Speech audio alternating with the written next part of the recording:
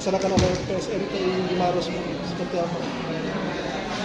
Kami melakukan kegiatan donor darah ini serentak seluruh Indonesia, PSMTI di seluruh provinsi.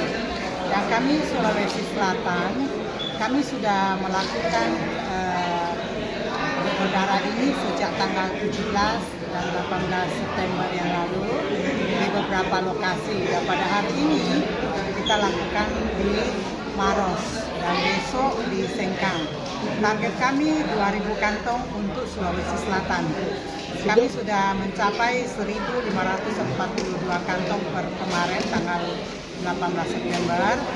Dan kami mohon dukungan doa. Pada hari ini kita bisa mendapatkan sekitar 300 sampai 400 kantong. Bu, bagaimana antusias orang di sini sendiri untuk datang mendonor, Bu?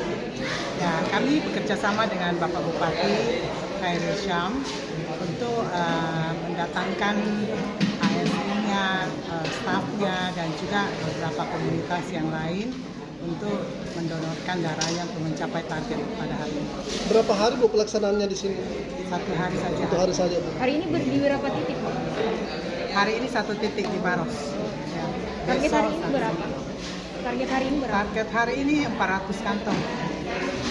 Ibu, ada souvenir ya, Bu? Souvenirnya berapa beras? Dari PSMTI Sulawesi Selatan memberikan 5 kilo beras dan juga ada paket dari